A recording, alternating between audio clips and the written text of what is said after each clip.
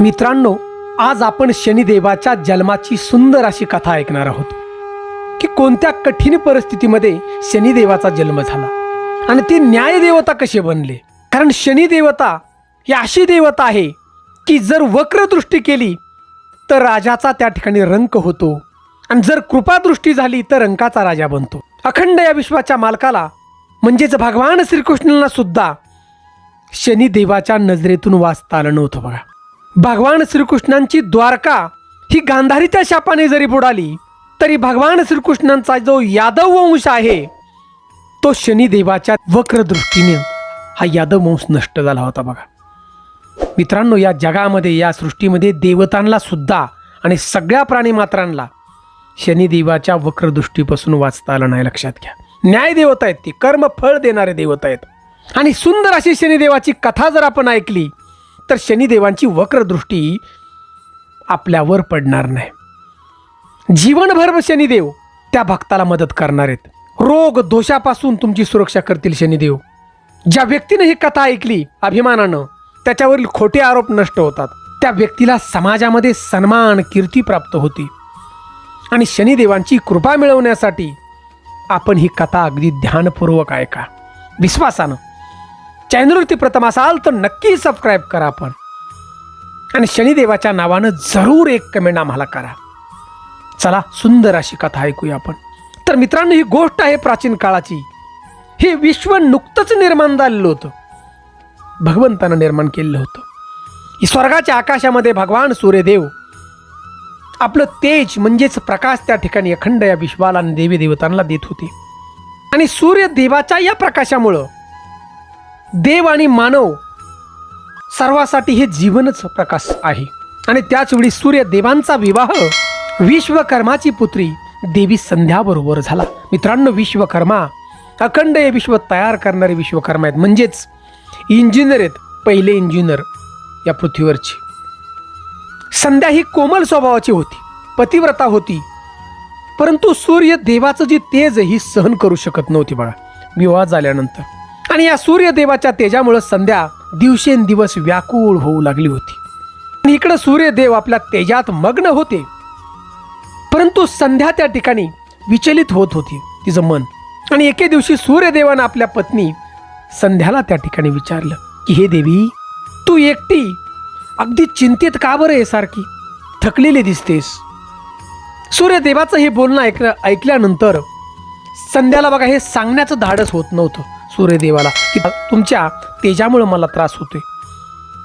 संध्यादेवी त्या ठिकाणी काही बोलली नाही. बघा, संध्यादेवी मनामध्ये विचार करत होती की सूर्यदेवाचं तेज कसं सहन मी करायचं आणि हे तेज मी कमी कशा प्रकारे करेल याचाच विचार करत होती. आणि पुढे काही वर्षामध्ये देवी संध्याने सूर्यदेवाच्या 3 मुलांना त्या ठिकाणी जन्म दिला. बघा, काही वर्षामध्ये 2 पुत्र आणि 1 पुत्री होती.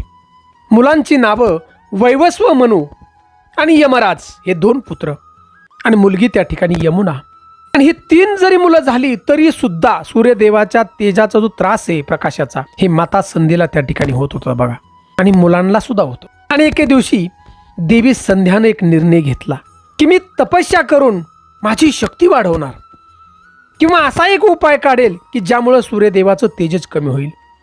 परंतु मुलांना सोडून तप करायचं कसं, जायचं कसं, हे शक्य नव्हतं मुलांना सोडून. आणि एके दिवशी देवी संध्यानं निश्चय केला की आपली छाया म्हणजे सावली इथं सोडून काही दिवसासाठी या संसारातून बाहेर पडावं, असा निर्णय त्या ठिकाणी घेतला. आणि संध्यादेवीच्या शरीरातून एक छाया म्हणजे सावली हळूहळू बाहेर पडली. आणि ही जी सावली आहे म्हणजे हे सुंदर असणारी स्त्री संध्यासारखी हुबेहूब दिसत होती. तिचं बोलणंही तसंच होतं. आणि देवी संध्यानं तिचं नाव अगदी प्रेमपूर्वक छाया ठेवलं. आणि संध्याने छायाला अगदी नम्रतेने सांगितलं सगळं की तू माझंच रूप आहे, आणि मी जोपर्यंत परत येत नाही तोपर्यंत तू सूर्यदेवाजवळ राहायचं, माझ्या मुलांचा उत्तम प्रकारे तू सांभाळ करायचा, तू काही चिंता करू नकोस. या ठिकाणी त्या छायेनं सांगितलं, देवी मी आपल्या धर्माचं त्या ठिकाणी पालन करेल. परंतु देवी छायेच्या मनामध्ये एक शंका आली, आणि देवी छाया त्या ठिकाणी संध्यादेवीला म्हणाली की देवी संध्या, जर सूर्यदेवाला शंका आली तर माझं काय होईल, आणि त्यावेळी संध्यादेवीने सांगितलं, तू घाबरू नकोस, तू प्रामाणिकपणे सूर्यदेवाची सेवा कर, मुलांना सांभाळ, आणि तसं जर काय घडलं तर फक्त माझं स्मरण कर, क्षणार्धात मी त्या ठिकाणी येईल. परंतु एकच तू काम कर, आपल्या दोघीमधलं जे काही रहस्य आहे ते सूर्यदेवाला समजलं नाही पाहिजे, हेच काम करतो फक्त. आणि या ठिकाणी छायेनं वचन दिलं संध्यादेवीला की देवी, तुम्ही काही काळजी करू नका, तुम्ही तपश्चर्याला निघून जा. आणि संध्यादेवी तपश्चर्या करण्यासाठी घनदाट असणाऱ्या जंगलामध्ये चाललेली होती. परंतु त्या ठिकाणी संध्यादेवीच्या मनामध्ये आलं की एकदा आपल्या पित्याच्या घरी जावं आणि नंतर तपश्चर्याला जावं. आणि म्हणून त्या ठिकाणी संध्यादेवी आपल्या पित्याच्या घरी गेली, म्हणजेच विश्वकर्मा देवाच्या घरी गेली. विश्वकर्मा देवानं पाहिलं की आपली मुलगी आली. त्या ठिकाणी त्यांना आश्चर्य वाटलं की मुलगी अचानक कशी आली. आणि विश्वकर्मा देवानं त्या ठिकाणी आपल्या मुलीला सांगितलं, संध्यादेवीला, की तू या ठिकाणी आलीस, परंतु तू तुझ्या पतीला विचारून आलेली नाहीस, हे तू मोठी चूक केलीस. संध्यादेवीने आपल्या पित्याला सांगितलं की मला सूर्यदेवाच्या तेजापासून त्रास होतोय, मी व्याकुळ झाले, 3 मुलं मला झाल्यात, परंतु तरीसुद्धा सूर्यदेवाचा मला हा तेजाचा त्रास होतोय, प्रकाश मला सहन होत नाही, मी जीवन जगावं कसं, संध्यादेवी सांगत होती. परंतु विश्वकर्मा हे सगळं ऐकून घेत नव्हते. बघा, विश्वकर्मा आपल्या मुलीला म्हणाले, मुली, तुझ्या पतीला तू न विचारता तू घर सोडलेस, हे चुकीचे आहे. तू आता प्रथम परत तुझ्याच घरी तू जा सूर्यदेवाकडं, दुसरीकडे कुठेही जाऊ नको. परंतु संध्यादेवीने निश्चय केलेला होता की मी आता घरी परत जाणार नाही, मी तपश्चर्या करणार आणि सूर्यदेवाचं तेज कमी करणार. संध्यादेवी काहीही बोलली नाही आणि घनदाट असणाऱ्या जंगलाकडे ती निघून गेली. आता जंगलात गेल्यानंतर आपल्या सुरक्षतेसाठी संध्यादेवीनं बघा घोडीचं रूप घेतलं आणि सूर्य उगवल्यापासून संध्याकाळपर्यंत भगवान शिवशंकराची तपश्चर्या केली. घोर दिवसभर अन्न नाही पाणी नाही त्या ठिकाणी. बघा एवढी तपश्चर्या. आणि इकडं संध्याची सावली होती म्हणजे छाया, ही उत्तम प्रकारे आपल्या मुलांचा त्या ठिकाणी सांभाळ करत होती. बघा 3 मुलांचा. सूर्यदेवाला सुद्धा हे कळून येत नव्हतं बघा की संध्या घरात नाही, कारण हुबेहूब ही छाया दिसत होती. सगळं उत्तम प्रकारे चाललं होतं आणि सूर्यदेवही प्रसन्न होता, कारण त्या ठिकाणी छायाच्या चेहऱ्यावरती अगदी आनंद होता की ज्याप्रमाणे संध्याच्या चेहऱ्यावरती नव्हता. बघा, मग त्याला काही शंका आली नाही. सूर्यदेवाला वाटलं बरं झालं की आता संध्याला प्रकाशाचा त्रास होत नाही. दिवसामागून दिवस चाललेले होते असे. परंतु पुढे सूर्यदेवाच्या तेजापासून छाया ही गर्भवती राहिली. बघा, आता छाया गर्भवती राहिल्यानंतर त्या ठिकाणी छाया ही भगवान महादेवांची बघा भक्त होती मोठी. सूर्यदेवाची जरी ती सेवा करत होती, मुलांना सांभाळत होती, परंतु तिच्या मनामध्ये भगवान शिवशंकरात दिवसभर त्या ठिकाणी तप चालू होतं. बघा, आता गर्भवती राहिल्यानंतर या ठिकाणी छाया तप करत होती. त्याचं कारण छायाच्या गर्भामध्ये असणारं बाळ याच्यावरती महादेवांची कृपा व्हावी आणि हे बाळ होणारं तेजस्वी व्हावं, शक्तिमान व्हावं, यासाठी ही छाया तपश्चर्या करत होती. आणि निसर्ग नेमानं छायाची प्रसूती त्या ठिकाणी झाली. बघा, छायादेवीची. आता होणारं जे बाळ आहे हे तेजस्वी होतं, चेहऱ्यावरती एक वेगळं तेज होतं, डोळ्यामध्ये एक तेज होतं, परंतु हा बाळाचा जो कलर आहे, रंग आहे, तो भयंकर काळा रंग झाला बघा बाळाचा. आता सूर्यदेवाला त्या ठिकाणी खबर पोचली की तुम्हाला मुलगा झालाय. दूतानं खबर जाऊन सांगितली आणि सूर्यदेव अगदी प्रसन्नतेने देव आले आणि बाळाकडं पाहिलं तर बाळ काळं. सूर्यदेवाच्या मनामध्ये एक प्रश्न त्या ठिकाणी घोंगावू लागला की माझं रक्त एवढं तेजस्वीवान, माझं तेज एवढं भयंकर की अखंड या विश्वाला मी प्रकाशित करतोय, आणि माझं होणारं बाळ हे एवढं काळं का? सूर्यदेवाचे डोळे लालबुंद झाले आणि सूर्यदेव त्या ठिकाणी आपली जी पत्नी छायेला दोष देऊ लागले. म्हणले, तू माझ्याबरोबर छलकपट काहीतरी केलंस, असा पुत्र जो आहे काळा तो माझा नाही. तर या ठिकाणी सूर्यदेवाने आपल्या पत्नीवरच बघा शंका घेतली आणि मुलावर. आणि सूर्यदेवाने त्या मुलाकडं इतकं रागात पाहिलं की ते मूल रडू लागलं जोरात. छोटंसं मूल आपल्या आईला कवटाळून ते मूल रडू लागलं. आणि पुढे होतंय काय पहा की थोड्याच वेळानंतर हा जो पुत्र आहे सूर्यदेवाचा, त्या पुत्रानं डोळे उघडले बघा अचानक. आणि डोळे उघडल्यानंतर त्या बाळाच्या डोळ्यातून एवढे तेज प्रखर बाहेर पडलं की या तेजानं सूर्यदेव संपूर्ण कोळशासारखा झाला बघा, काळा पडला सूर्यदेव.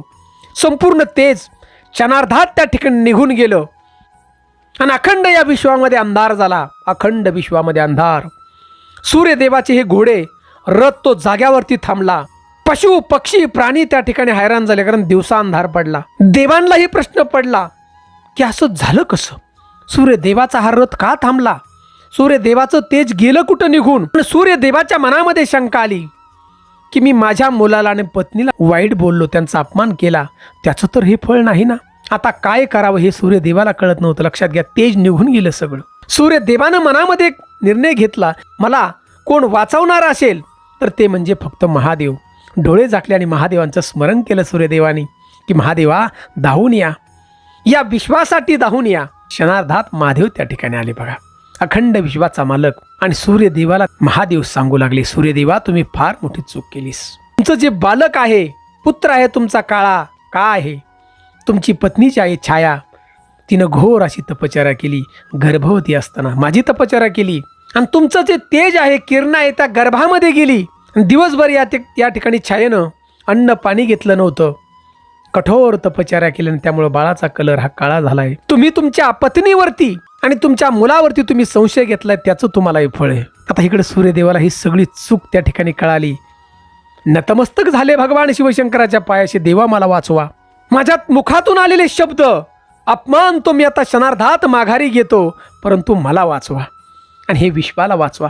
कारण या ठिकाणी सूर्यदेवाचा जो प्रकाश पडतो, त्या प्रकाशापासून सगळं अन्न तयार होतं. पशु पक्षी प्राणी जीव सगळे याच प्रकाशावरती असतात. महादेवांनी विचार केला, सूर्यदेवाला परत देऊन टाकलं माघारी. आणि सूर्यदेवाचं हे तेज परत आल्यानंतर सूर्यदेव, छाया आणि पुत्र गळा भेट झाली व एकमेकांशी. सूर्यदेवानं आपल्या छातीशी कवटाळला, आपल्या पत्नीला मुलाला माफी मागितली. आणि सूर्यदेव आणि माता छाया भगवान शिवशंकराच्या पायाशी नतमस्तक झाले. आता नतमस्तक झाल्यानंतर भगवंतानं महादेवाने सूर्यदेवाच्या ह्या पुत्राला आशीर्वाद त्या ठिकाणी दिला की हे सूर्यदेवा, तुझा जो पुत्र आहे त्यानं अनेक यातना त्या ठिकाणी झेललेल्या आहेत, अपमान झेललेले आहेत जन्मल्यानंतरच, त्यामुळे त्याच्याकडे प्रतिकारक शक्ती असणार आहे. आणि या संपूर्ण विश्वामध्ये न्याय देवता म्हणून तुझ्या मुलाची प्रतिस्थापना होईल. आणि कर्मानुसार तुझा मुलगा फळ दिला अखंड विश्वाला, प्रत्येक जीवाला, देवी देवता. जो पापी असेल त्याला दंड आणि सदपुरुषाला पुरस्कार देईल. आणि सूर्यपुत्र असल्यामुळं त्याचं स्थान आकाशात राहील, मंडल म्हणजे नवग्रहात राहील, आणि सर्वांमध्ये उंच स्थान असेल. कर्मफलदाता असं म्हटलं जाईल. आणि आजपासून या मुलाचं नाव शनी असं त्या ठिकाणी असेल. भगवान महादेवांनी सांगितलं, जे वार आहेत त्या सगळ्या वारामध्ये शनी हा वार असेल. आणि या शनिवारच्या दिवशी जो कोणी भक्त शनीची मनापासून करेल त्याची इडापिडा सगळी नष्ट होऊन जाईल. शनिदेवांची वक्रदृष्टी त्या भक्तावर पडणार नाही. विश्वासानं भक्ती केली तर शनिदेवाची कृपादृष्टी पडेल. सगळं कष्ट त्या भक्ताचं दूर होतील. आणि म्हणून शनिदेव हे ग्रहामध्ये उच्च आहेत बघा. आणि एवढंच नाही तर महादेवांनी सांगितले की या संपूर्ण विश्वामध्ये जो जीव आहे सगळा, जो कर्म करतो, शनिदेवापासून कुठलंही कोणीच वाचणार नाही. म्हणजे जीव कुठला कर्म जर वाईट केलं असेल तर फळ त्याला नक्की मिळणार, नक्की जरूर देणार असं महादेवांनी सांगितले बघा. देवही शनिदेवांच्या नजरेतून वाचणार नाही. जर देवानं कर्म वाईट केलं असेल त्याला सुद्धा शनिदेव न्याय देणार आणि शिक्षा देणार आहेत. हे प्रत्यक्षात महादेवांना शनिदेवाला वरदान दिलेले. म्हणून मित्रांनो, उत्तम प्रकारे जीवन जगताना दुसऱ्याला त्रास होईल असं आपण जीवन जगायचं नाही. मित्रांनो, आपल्याला कुणी जरी पाहत नसलं ना तर हे शनिदेव आहेत, यांच्या नजरेतून काही चुकत नाही बघा. कर्माचं फळ हे भोगावंच लागणार. आज ना उद्या वेळ फक्त यावी लागते, त्याला लक्षात घ्या. काही लोकांना वाटेल ह्या कलियुगात असं नाही, परंतु कलियुगात सुद्धा फळ भोगावं लागतं. फक्त वेळ येस्तोर धीर धरायचा. म्हणून मित्रांनो, शनिवारचा आपण शनिदेवाच्या पायाशी नतमस्तक नक्की व्हा. आपल्या जीवनातली कष्ट नक्की दूर होतील. आणि ही सुंदर अशी कथा ऐकल्यानंतर, आवडल्यानंतर आपल्याला एक कमेंट आम्हाला जरूर करा. शनिदेवाय नमः अशी जरूर कमेंट करा. हर हर महादेव. आणि हा व्हिडिओ जास्तीत जास्त आपण शेअर करा. शनिदेवाच्या जन्मानिमित्त सुंदर अशी कथा शेअर केल्यानंतर फळसुद्धा मिळतं बघा त्याचं. जय हिंद, जय महाराष्ट्र.